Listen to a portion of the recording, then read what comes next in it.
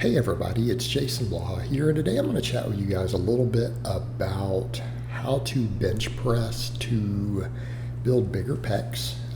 Again, it seems like this is a topic I have to recover fairly often because you see so many people out there who say this nonsense of the bench press doesn't build a big chest, it doesn't work the chest, there are better exercises, and yeah, I don't think there are better exercises.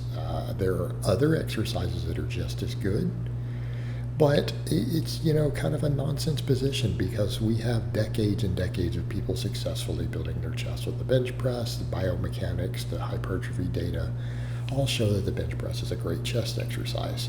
But there are some points to make here, because some of the things that I've noticed is that a lot of times the people who say that their chest doesn't grow from the bench maybe aren't bench pressing correctly. And again, I'm not talking about for hitting our maxes. Obviously, a big max bench is a little different than what we're doing on rep work or when we're using it as an assistance or accessory exercise. So everything you're seeing me do, in this video is stuff in the anywhere from 5 up to about 12 reps, because I'm using different weights here. So some stuff to look at when we're bench pressing. Some key points. Some things I want you guys to look at. Number one, notice my wrist stacking. Notice my wrist stacking on all of that. Notice that my wrist bone is stacked directly above my elbows, okay, at the bottom of the bench on most of these reps. So what we're looking for here is putting our pecs into a lengthened position.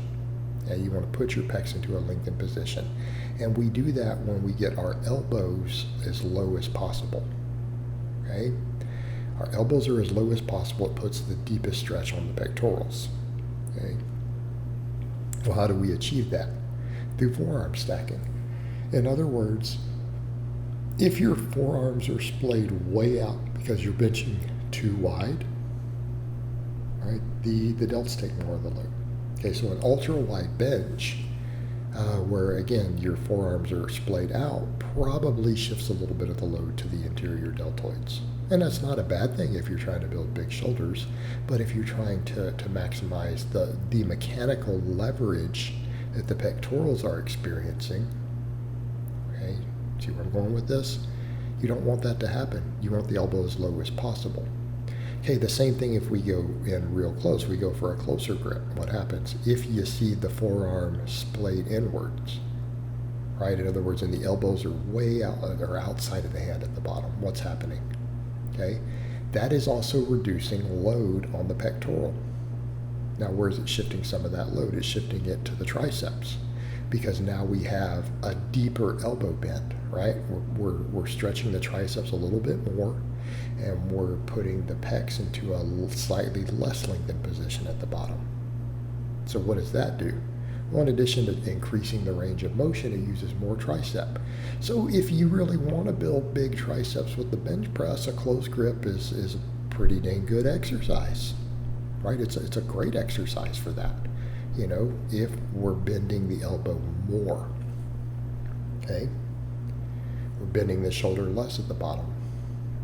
Well, the triceps are going to take a much larger, I don't know that it's much larger.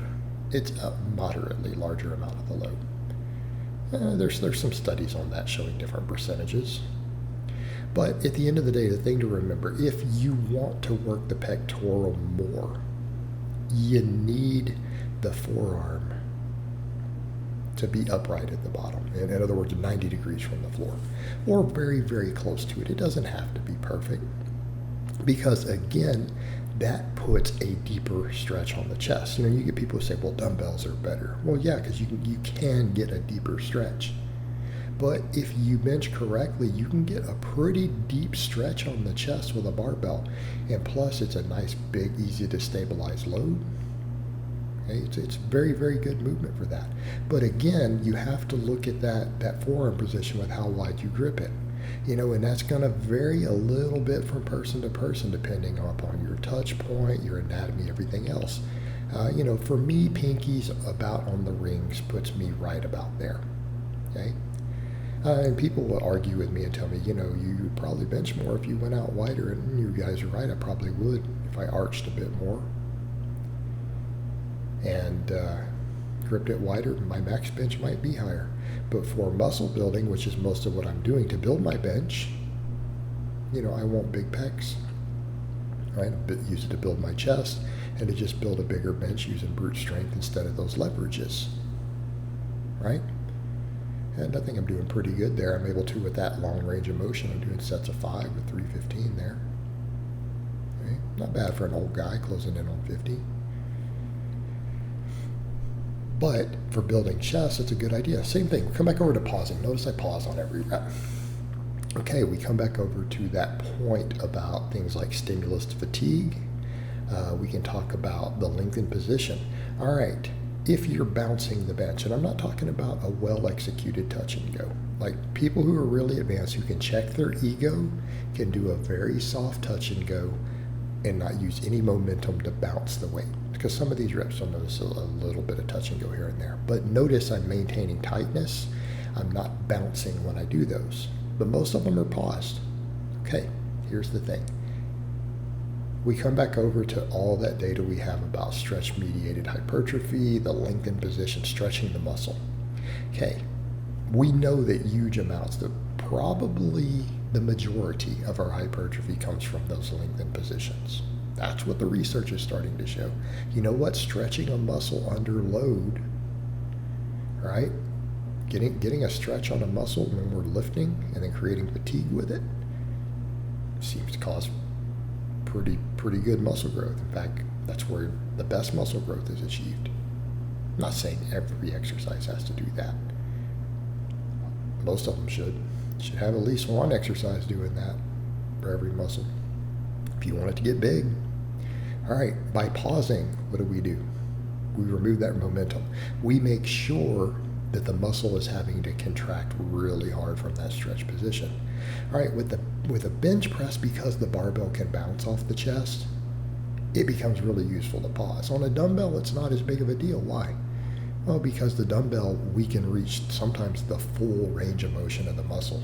Right? We can stretch it really deep without the dumbbell touching anything. There's nothing to bounce it off of except the muscle itself. The bounce out of the bottom of stretch reflex.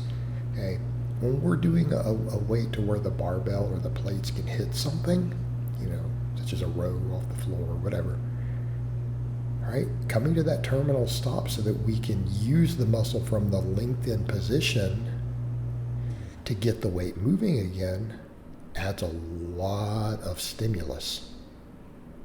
Okay? So that's another factor. If you really want your chest to grow, you have to make sure that you're not bouncing off the chest. And either a very soft touch and go or a pause. And I think for most people, the pause is easier to learn to do this. Because again, you can check that ego better. That's what's going to give you the most potential for chest growth. Okay, so these two factors combine together. All right, guys, but that's really all I have to say on that today. I hope it's been informative, and I'll talk to you guys next time.